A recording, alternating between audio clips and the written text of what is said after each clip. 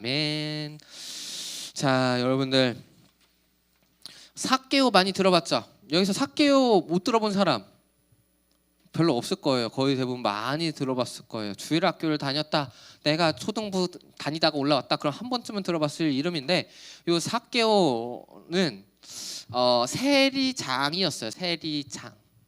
혹시 세리 들어봤어요? 세리? 세리 기억나니, 우성아? 기억 안 나지? 자, 세리라는 이 인물이 말이에요, 세금을 걷는 사람들이야. 세금. 세무사라고 보시면 돼요. 거의 비슷해.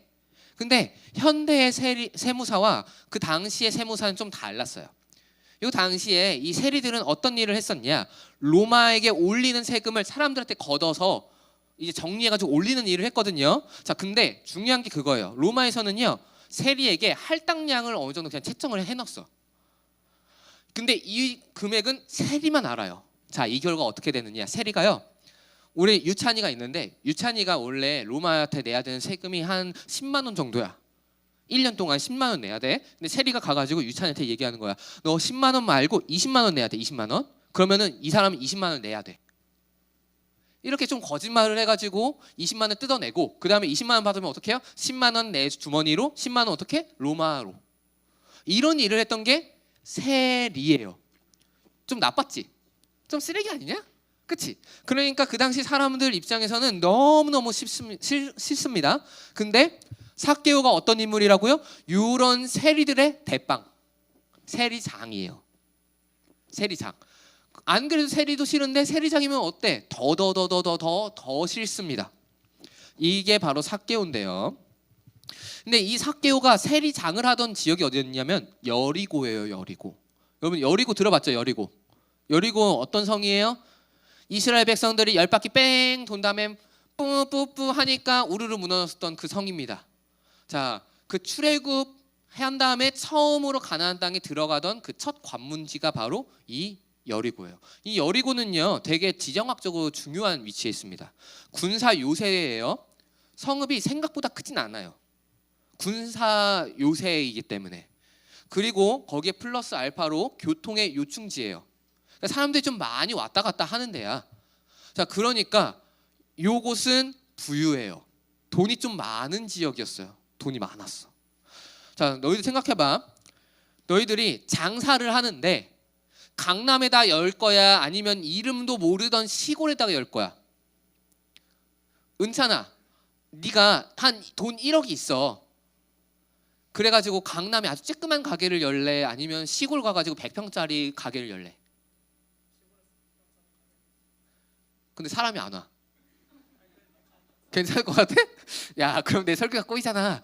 다시 해줘. 다시 한 번 더. 자, 강남에서 1억 가지고 한 10평짜리의 가게를 낼래, 아니면 시골 이름도 모르고 사람도 없는 산골짜기 있는, 들어가기도 힘든 그런 산골짜기 있는 곳에서 100평짜리 가게를 열래?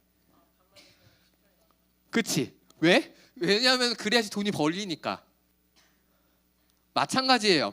그냥 웬간한 성읍이 아니라 여리고 성에서 세리장이야. 자, 그러면은 돈도 많았던 지역이야. 그러면은 세리장이었던 삭개오는 돈이 어느 정도 있었을까요? 겁나 많았지. 쓸어 담았을 거예요. 약간 부러워. 이야, 세리장, 로마의 권세를 뒤에 딱 입고 10만 원 내야 되는 사람한테 너 20만 원 내놔 해가지고 10만 원 자기 호주머니에 쏙 넣고. 근데 그런 사람들의 장이니까 세리들이 쫙 가가지고 돈 한번 수거해온 거 있잖아. 그거 딱 보고서 야, 너희들도 나한테 얼마 내 하면서 그것도 또 자기 호주머니에 쑥 들어가고, 야, 이거 다단계 끝판왕이야. 다단계 사장님이야. 야, 이런 인물이 바로 이 삭개오야. 근데 이 삭개오에게 문제가 있었을까요? 없었을까요? 예은아, 있었을까 없었을까? 있었을 거야. 문제가 있었을 거야. 그래서 이 여리고 성에 예수님이 온다는 소문을 딱 듣자마자 삭개오가 한 일이 있습니다. 겁나 뛰어가. 우와, 뛰어간 다음에 딱 봤더니 이미 사람들이 많이 깔렸네. 아이쿠, 어떡하지 하다가 옆에 보니까 나무가 한 그루가 있어요. 그래서 나무를 막 기어 올라가. 그래서 거기서 이렇게 쳐다보고 있어요. 야, 너희들 한번 생각해봐. 한 40세 50대 정도 된 CEO가 저 어떤 한 인물을 보겠다고 겁나 뛰어가가지고 나무를 낑낑거려서 올라가지고 이렇게 쏙 보고 있다고 생각해봐. 얼마나 민망하냐. 사회적인 위치도 있고 지위도 있는데 막 그런다고 생각해봐. 근데 삭개오가 그랬어. 왜? 문제가 있었으니까. 본인의 인생에 있어서. 본인의 인생에 있어서 문제가 있었어요. 자, 그래서 예수님이 길을 건너다가 길을 쫙 가다가 그런 삭개오가 저 나무에 있는 걸 알았어요. 그리고 삭개오를 싹 쳐다봅니다. 그리고 삭개오에 대해 이야기해요. 삭개오야, 잠깐만 이리 와봐. 내가 너희 집에 좀 유하여야겠다. 자, 이 이야기는 내가 너희 집에 좀 들어가서 좀 살아야 되겠다. 같이 좀 지내자. 밥도 같이 좀 먹고 같이 좀 이야기 좀 나누고 좀 같이 좀 있자라고 이야기를 합니다. 자, 그러니까 삭개오가 어떻게 했느냐? 나무에서 그냥 바로 뛰어내려 버려요. 바로 뛰어버린 다음에 예수님한테 쪼르르 가가지고 어서 오세요 하면서 데리고 갑니다. 환영합니다. 기쁜 마음으로요. 왜요? 삭개오에겐 문제가 있었으니까요. 근데 이런 삭개오의 모습을 보고 사람들이 한 이야기가 하나가 있습니다. 자, 어떤 거냐? 누가복음 19장 8절 한번 보도록 할게요.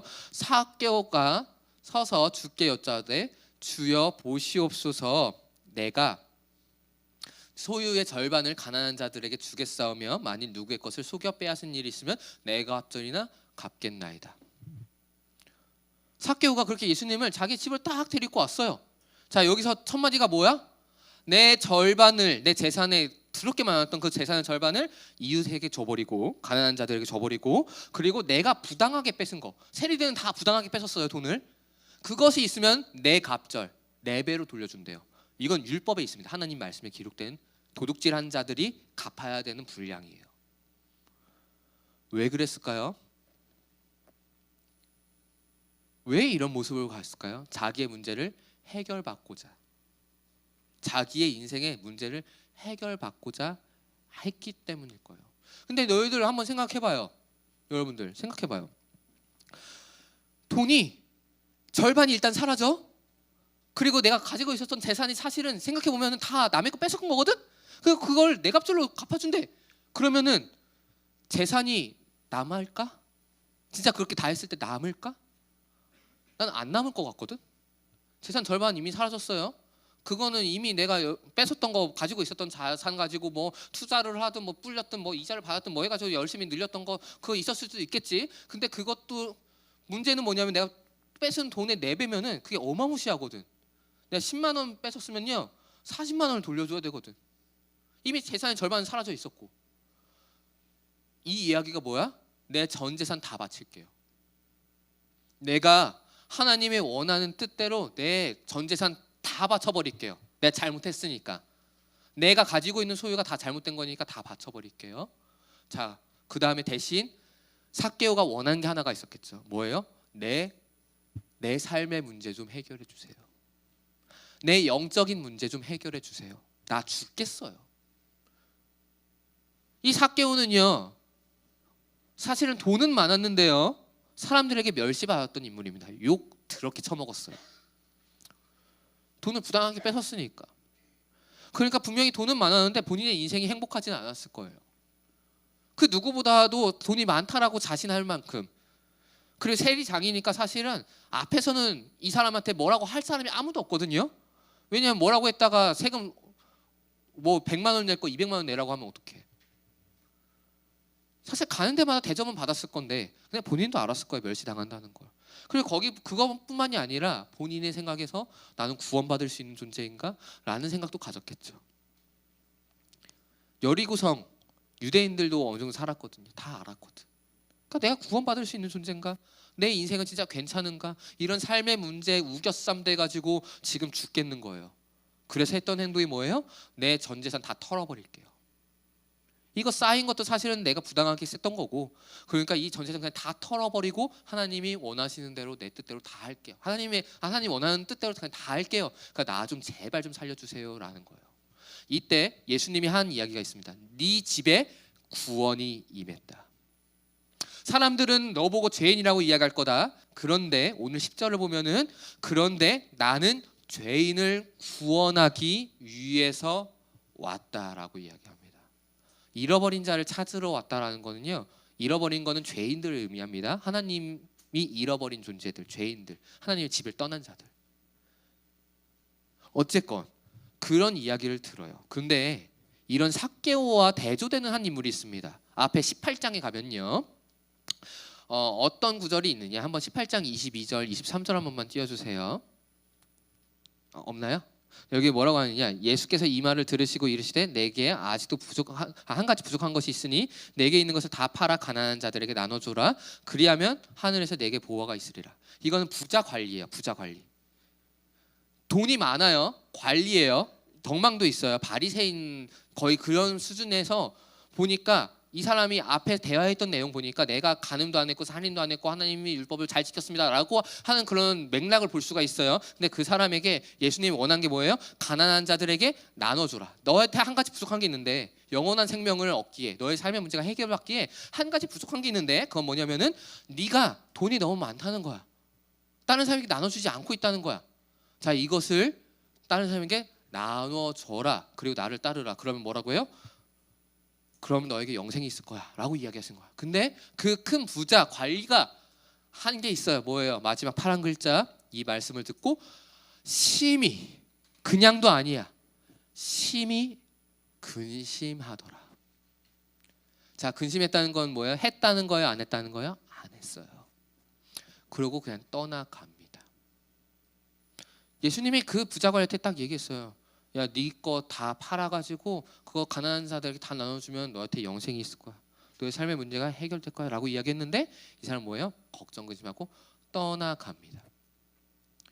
자, 그래서 이 사람에게는 너에게 구원이 임했다라는 이야기를 듣지 못했어요. 예수님한테. 그럼 이 두 사람의 차이가 뭐였어요? 둘이 똑같았어요. 영생을 얻는 거, 천국을 가는 거, 그 구원을 얻는 걸 바랬고요. 삶의 문제가 해결되는 걸 바랬어요. 그래서 예수님 앞에 똑같이 나와 왔어요. 예수님이 만나 주셨다고요. 이야기를 나눠 주셨어요. 근데 이 두 사람의 결정적인 차이가 뭐예요? 똑같이 돈은 많으나, 그런데 한 명은 그 자기의 전 재산을 다 팔아서 하나님 말씀대로 할게요 였고, 다른 한 명은 뭐예요? 걱정하여서 근심하고 돌아간 거예요.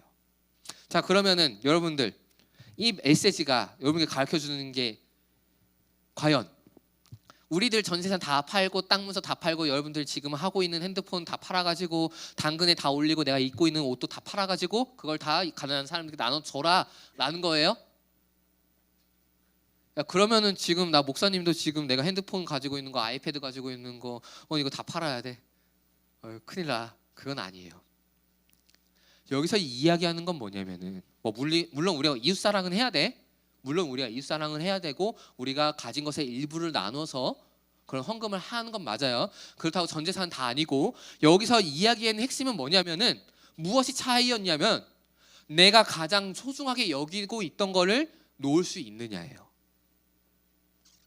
부자 관리가 걱정하고 근심해서 떠나갔다라는 걸 보면은 부자 관리에게 있어서 다른 건 다 알 수 있었는데 딱 하나 못했던 게 뭐야? 내가 가지고 있던 재산, 돈을 못 내려놓는 거예요. 욕망을 못 내려놓는 거예요.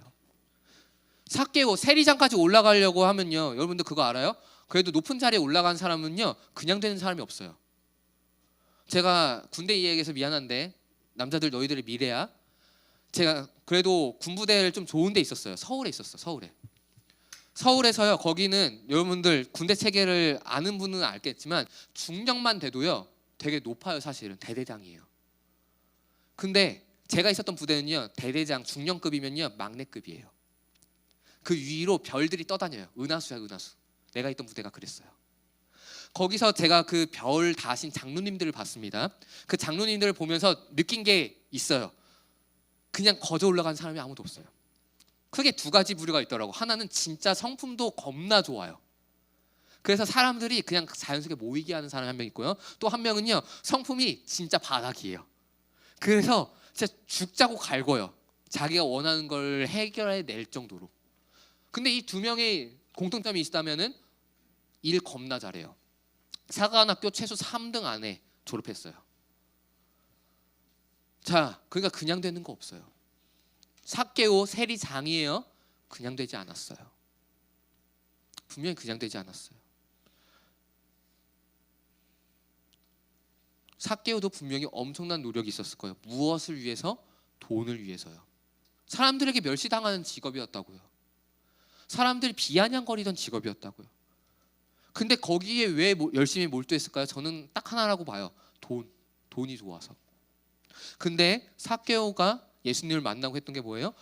자기가 평생 동안 세리장으로 올라오기 위해서 돈을 악착같이 벌기 위해서 세리장을 했는데 그거를 예수님 만나자마자 다 놔버려요.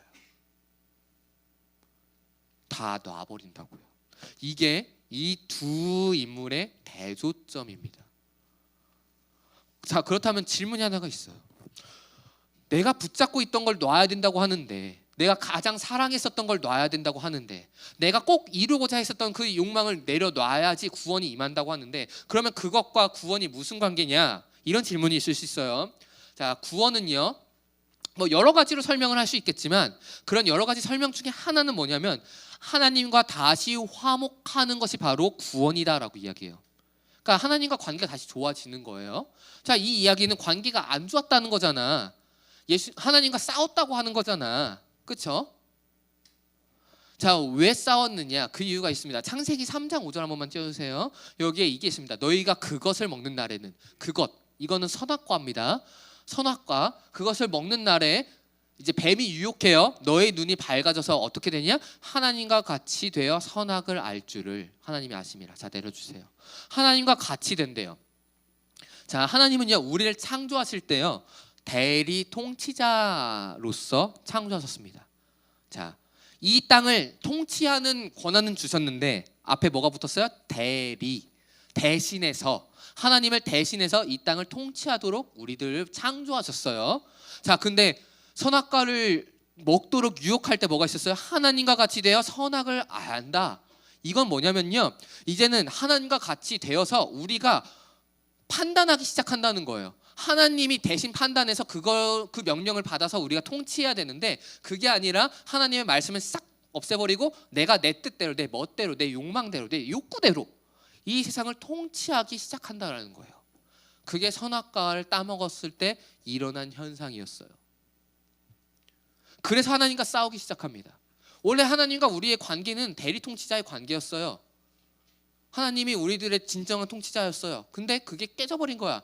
자, 그러니까 이제 하나님 앞에서 우리가 뭐라고 하는 거예요? 하나님이 야, 제발 이것 좀 해주지 않겠니? 그런데 거기서 다 해놓고 상사한테, 직장 상사한테, 싫은데요? 아니요, 내 마음대로 할 건데요.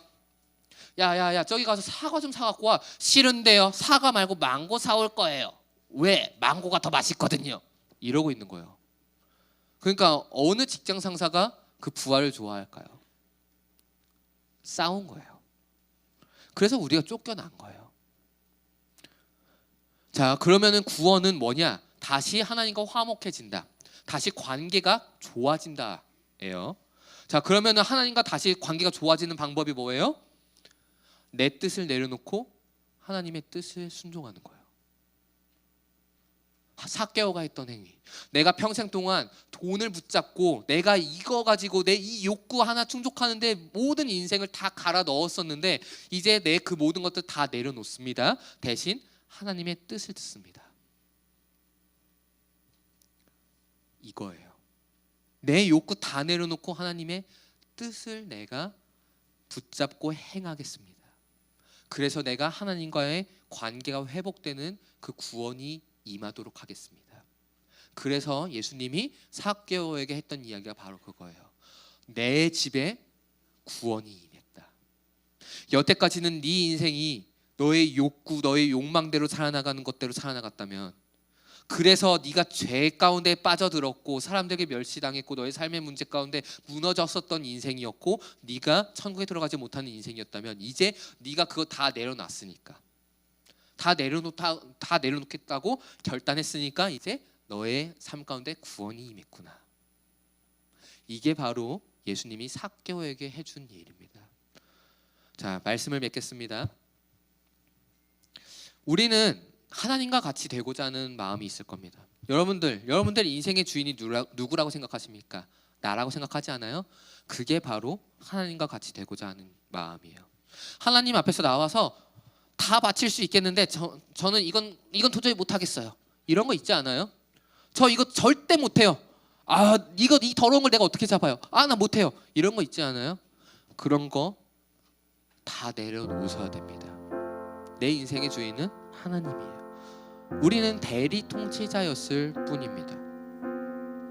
우리가 이걸 망각해서 우리의 삶의 문제가, 그리고 죽음의 문제가 우리의 삶 가운데 찾아온 거예요. 이제 이 모든 거 다 내려놓으시길 바랍니다.